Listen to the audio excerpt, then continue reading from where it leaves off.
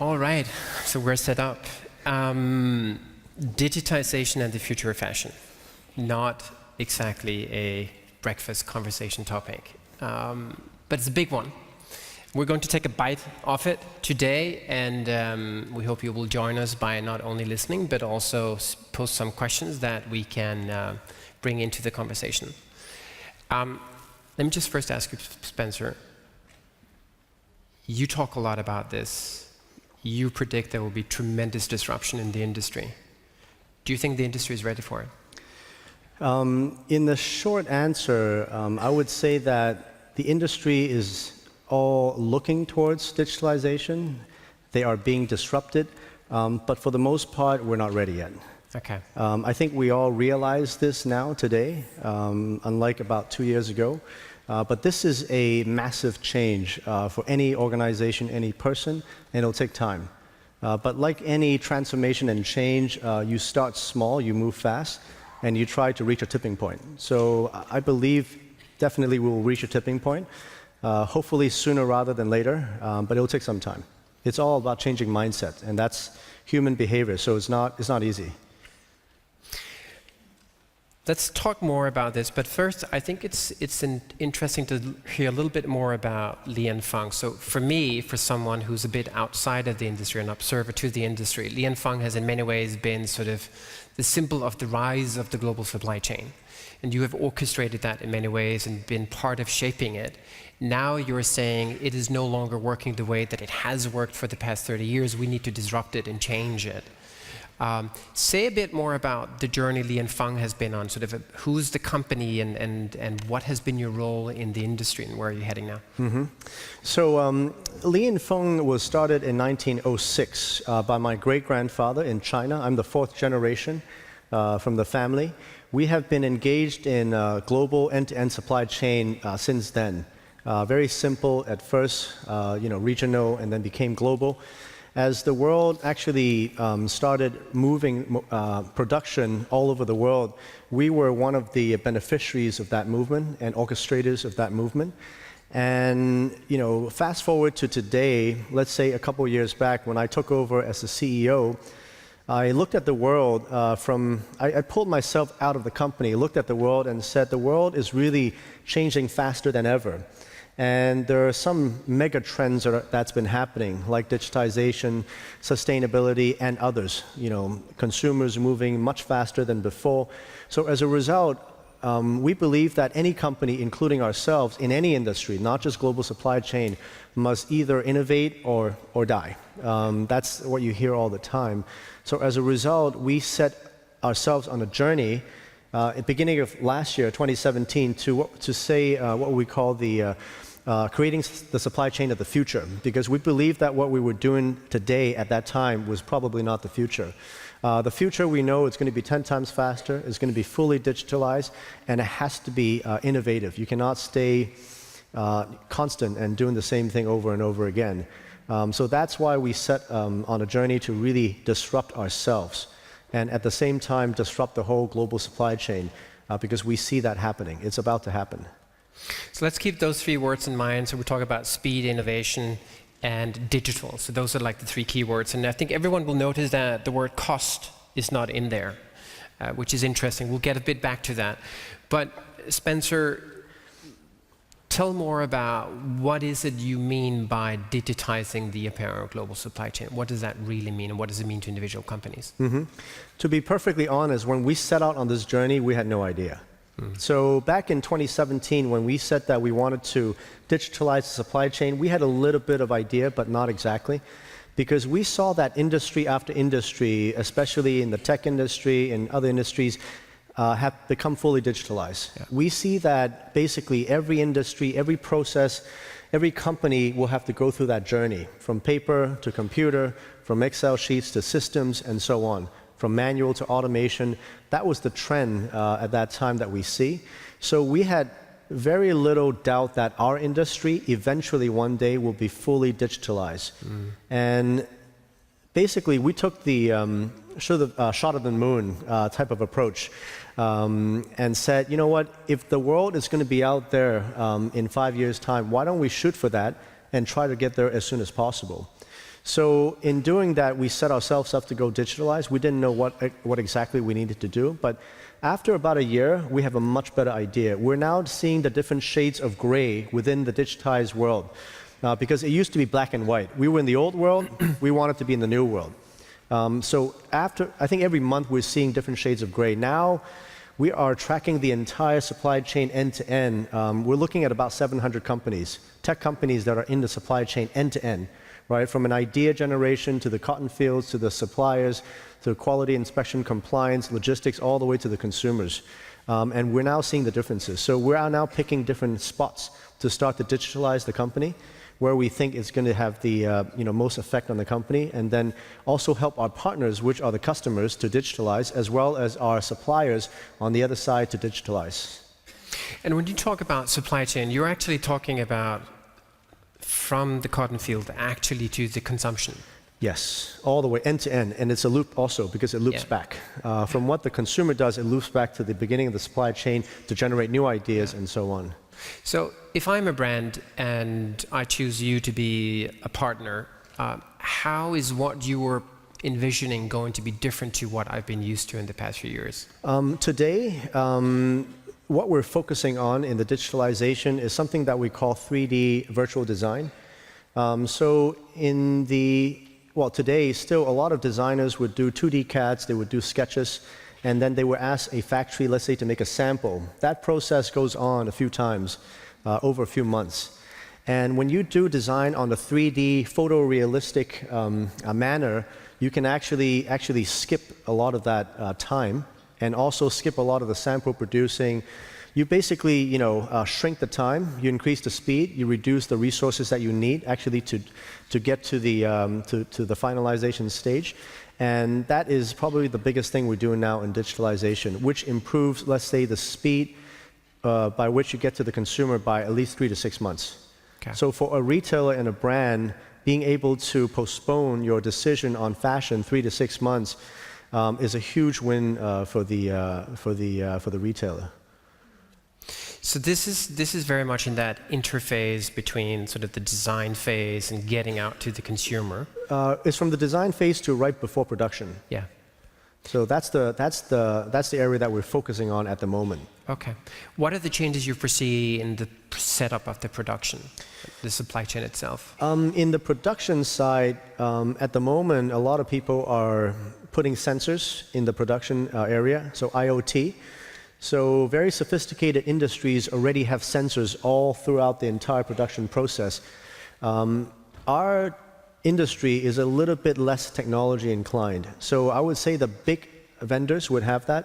They can afford it, they're sophisticated, some of them are here today. But the small and medium-sized ones, they barely even have a system. So we are now looking at companies to empower factories, small factories and vendors who are not that sophisticated to have, let's say, a SaaS solution that is low cost, easy to deploy, that can actually allow them to have IoT-like capabilities so that they can trace everything within the production. That can increase efficiency, reduce waste, and there are lots of benefits to that. And it also increases transparency, and it helps end-to-end traceability. We're also looking at other partners to help some of the factories automate. One of our partners is here today, Software Automation, which have successfully researched end-to-end automated production. We have to talk about the flip side of that, of course, at the second part of this conversation. So these are some of the things that we're doing, and we continue to look out for things that could help the manufacturing process to become more efficient, more transparent, and more digitalized.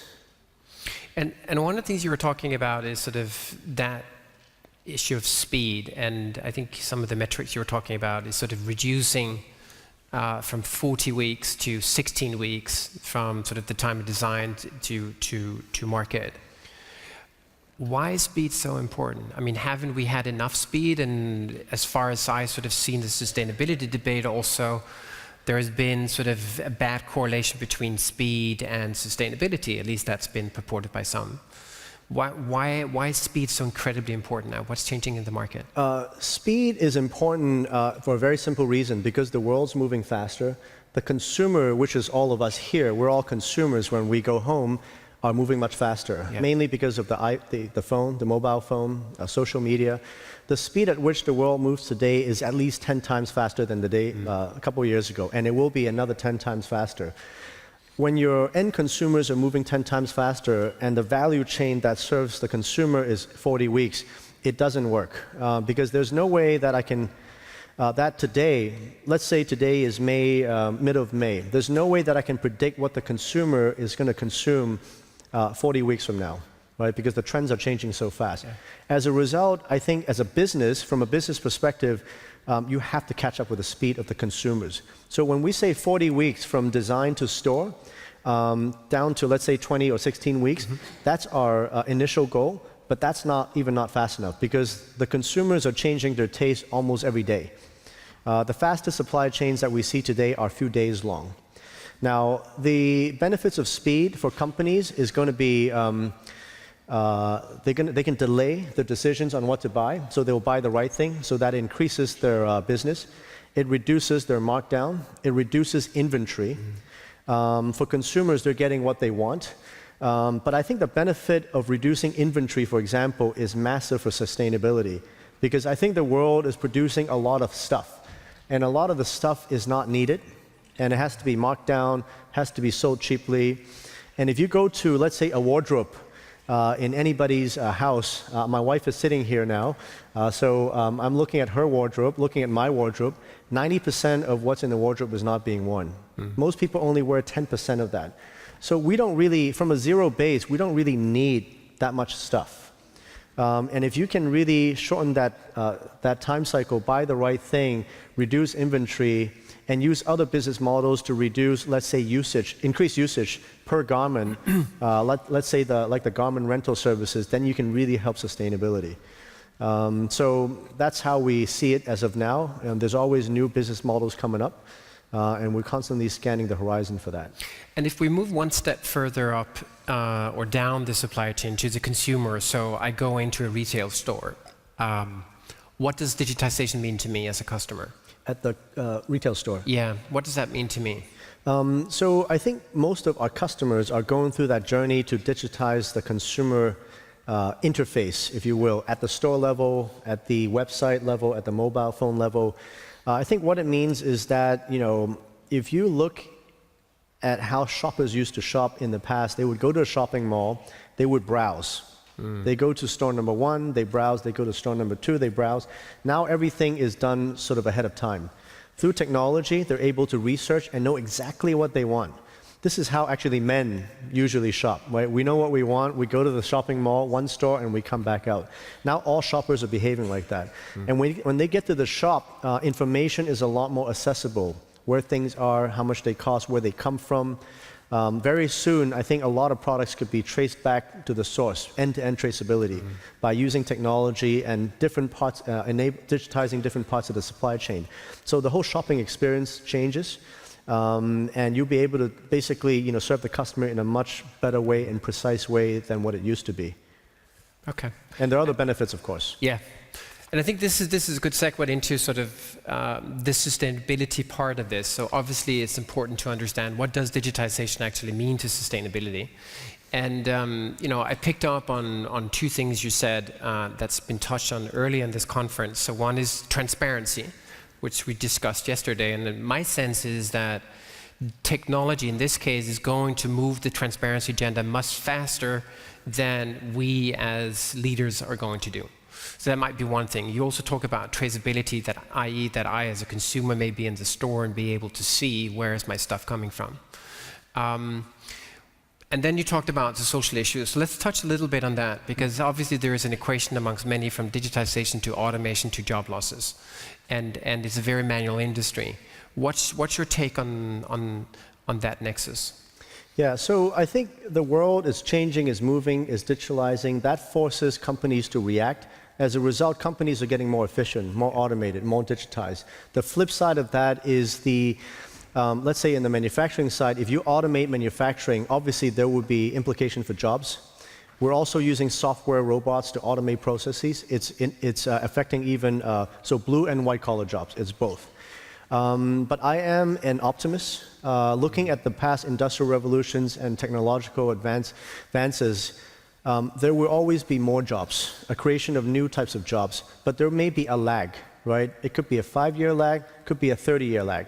So how do we actually solve the problem between new technology coming in, displacing jobs all over the world, and actually new jobs being created, or actually people who have to reskill themselves to actually get into the new job economy? That lag is something that I think is what the whole world has to address today, right? I think human beings behave in a certain way that we're always reactive. We see something, we say, well, it's not going to come. Let's deal with it next year. Let's deal with it next year. I think the time is now, is today. We can see everything that is coming, all the disruption.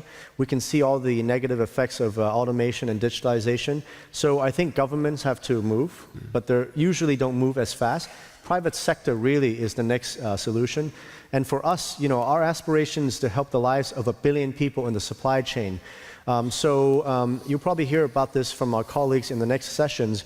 But for example, we aspire to help 1 billion people in the supply chain, the sort of lower sort of echelon of the billion, by using technology, for example. We work with about 15,000 suppliers, and that's about 5 million workers indirectly. They're not our employees, but indirectly we touch them. So our aspiration is, for example, we have an app that is now being downloaded by lots of workers. If, for example, 5 million people can download that app, we can start training them for things that are relevant today on the job, or things that are relevant for future when they're out of a job, and reskilling them. And I think there's also a grassroots movement now because of internet and social media that people will kind of like gather, by the millions, if not billions, hundreds of millions, to actually help people reskill. I think that would happen. This is what was not available in the first industrial revolution.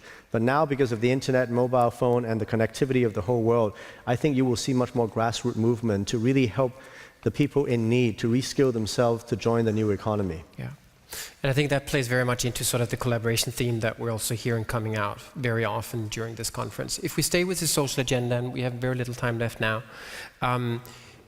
what is digitization going to do for some of the other social issues that we know are challenging in the apparel industry, whether it's on wages or whether it's on working conditions and health and safety, etc.? Yeah, I believe that digitalization will enable the entire supply chain to be fully transparent.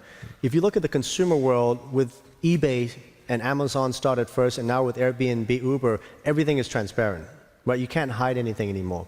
The whole world is becoming fully transparent, and one day, even that side of the supply chain will be fully transparent. So everybody would be empowered, let's say by a mobile phone, to report anything that is not happening, that is unjust, immediately. There is nowhere to hide. And in a very transparent world, people are incentivized to actually to be better, right? Just looking at I use Uber as an example because no offense if anybody's in that industry, but in the past, if you take a car, has a driver, usually they're a little bit rude, they don't really have good service, but because of transparency, everybody changes the behavior. So the supply chain, I believe that every single worker, even if they're in the most poorest country, can actually have a voice, right? Everything will be transparent, and then, basically, I think that system will actually take care of itself. But we want to bring that future actually forward. We don't want to wait 10 years for that to happen. As a company, Li & Fung would like to help the lives of 1 billion people as soon as possible. We want to bring that vision forward. And I think the point about bringing forward is also interesting. I asked you just before we went on stage, and sort of, what do you think the industry will look like in 5 years? And your response was, I'm not going to give a guess on that, because I think I can say something about what it will be in 12 to 18 months. But going 5 years into the future, there's no way I can give a precise prescription of what that actually will look like. So I thought that was interesting. And also, we had another conversation where you made the point that whenever someone says that something will happen in X years, you will say X years divided by 2. By 3. By 3. So there you are. Yeah. So things are moving really fast. So is our time. And so let me just end this by sort of asking you sort of final questions. If we think of all this technology, digitization, and whether it's AI, etc., what is the most fundamental change that we as an industry need to be prepared for? Is there like one single thing that you can point to? I think it's all in the mindset. I think right now what we're trying to do as a company is to change our mindset to be prepared for the future world. I think most of us are not ready. I think a lot of us want to do it, but we're not ready. I'm constantly trying to change my mindset because we set a goalpost for ourselves a year ago, but that goalpost keeps changing because of new information, new technology, new forces in the world and industry. So I think a constant changing of the mindset for the entire industry is the biggest thing that I think we have to work on. Once we can change the mindset, that we can skate towards the future sort of possibilities as soon as possible, like putting a man to the moon. At the moment, we're still thinking in a very linear way. We have to be exponential, as a la what Singularity University preaches. Fantastic. So take that with you and have a coffee. Thank you. Thank you, Spencer. Thank you.